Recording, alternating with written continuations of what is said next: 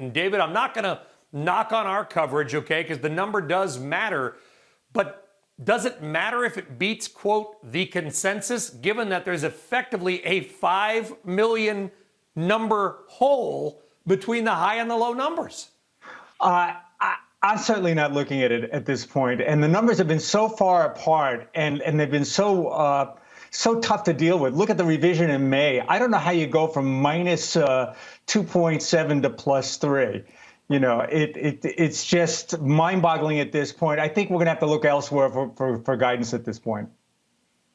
Yeah, I mean, look at that. Again, Barclays, they're the low at 2 million jobs added. NatWest markets, they're probably those that have more, but those are the main estimates. So that middle number, the median or the average, of course, as we know from hopefully high school, median and averages can vary widely. So what are you looking for in this number? Is there anything in it that matters that other than the simple number of Americans who are going back to work, which is probably what we care about as a nation? The only thing I really care about is that it's incremental and that we're slowly going back to work. And I think America understands that. I think investors understand that. We always knew that it was going to be stair steps higher, it would be lumpy, and there'd be a lot of mistakes made along the way. And I think a message that I'm getting from the market is the market is kind of saying, as this recovery unfolds, that you're going to have to probably let go some of your large cap secular growth names and start to move down the valuation curve and start to look to other sectors like industrials and even financials. Yeah, has the Fed affected? It used to be, you go to your financial advisor and they say, well, Mr. Nelson, you need to be, and that's my financial advisor voice, you need to be 60% stocks, 40% bonds, or maybe little real estate or gold over here. Has the Fed effectively destroyed the model that kind of worked for 40 years for a lot of people? They murdered it. It's gone. It doesn't exist anymore. And it's made equity the only game in town, even in the form of structured notes where a lot of people are hiding out. That, in one way or another, is tied to an equity index.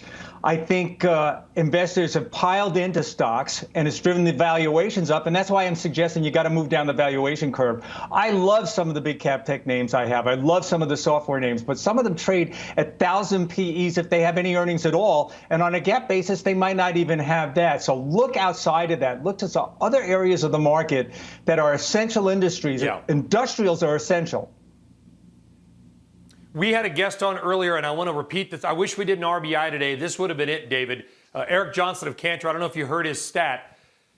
6 stocks, the FANG plus Microsoft, so Facebook, Apple, Amazon, Netflix, Google, and Microsoft, are not only are they 24% of the S&P 500, 6 stocks, 24%, but those 6 are bigger than 3 entire S&P sectors, industrials, retail, and energy. Is that scary, or is that good because those companies look very strong?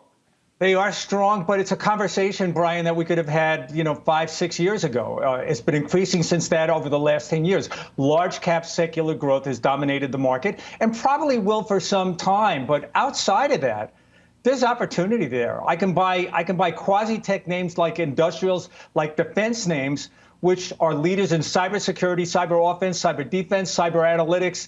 And the last time I looked, Brian, every corner of the planet is a geopolitical hotspot. And the fact that China is increasingly a foreign policy and economic and military threat, that's a good place to be.